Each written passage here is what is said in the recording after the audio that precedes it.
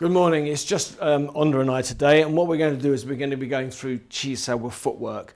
Now, I want to just show something for a second, just to give you an idea of what it's about. So we're going to roll for a second, and just roll, and then you just find that you just go, you go. And what you'll notice, okay, one, okay,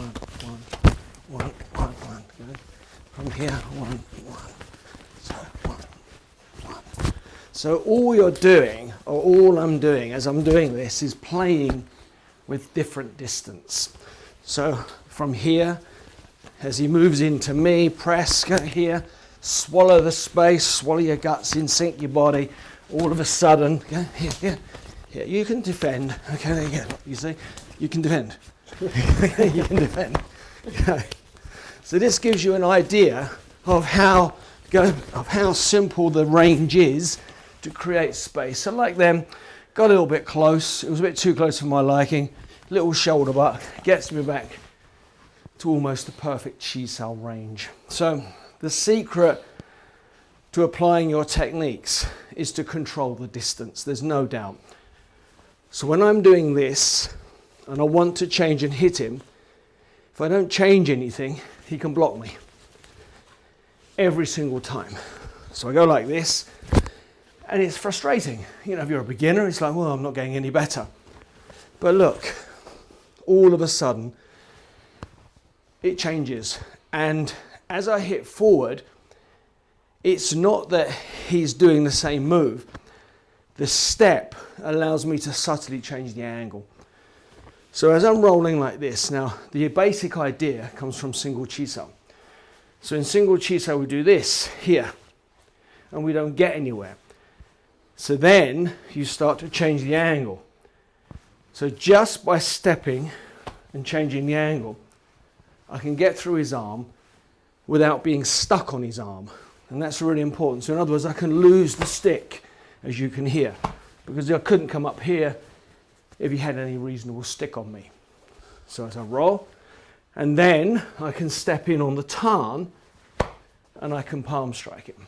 So if I'm rolling here like so, two ways, I can drop to tarn.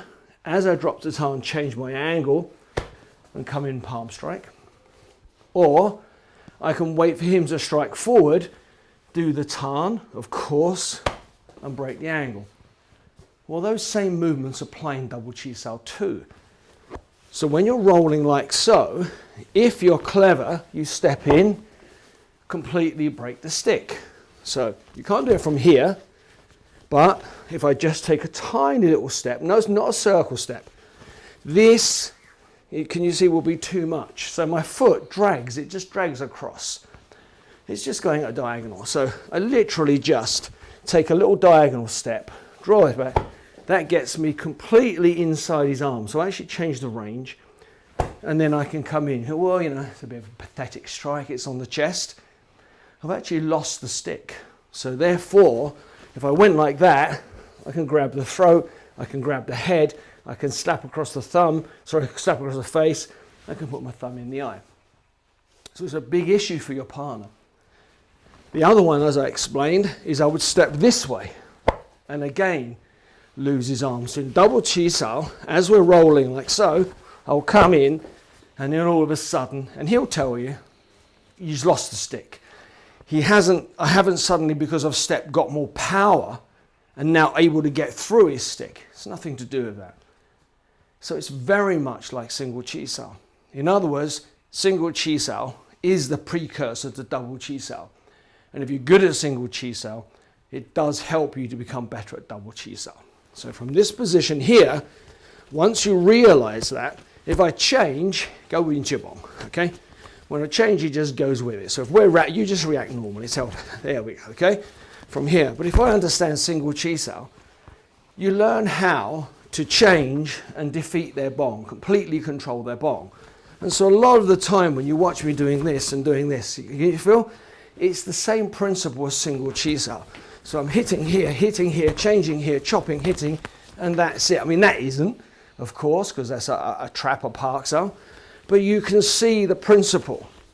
So the first thing you want to do is to really move with your partner smoothly.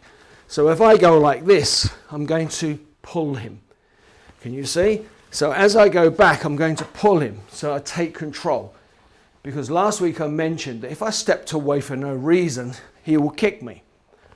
But if I know, because obviously I don't do it accidentally, if I step away and try to take control, then I'll pull his foot down so that I can use it to my advantage.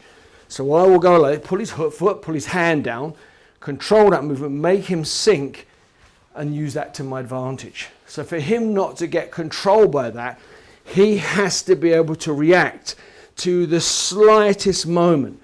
So that doesn't happen. That's the skill. It's about responding to distance changes absolutely at the moment they happen, to a point where it seems like you're doing nothing. So very often when I'm touching the hands of the students, they say, I don't know what he's doing. It doesn't feel any different or whatever. It does feel different, but we don't know what it is. It's a very subtle control of distance. So if I just, we need this on. It does make a difference. I'm just going, no, we will, okay. So as I'm rolling in this position, we'll come over just so we make sure we do have a top angle. Okay, we're rolling here. If I want to hit him here, then what I'll do is I'll just, can you see, just change the range. I don't keep, you feel? I don't keep, I've given my secret away after all these years. I don't keep the same range because he, Onda is perfectly capable of dealing with this movement. But as I roll and change, can you see it's subtle? It's just a tiny little movement.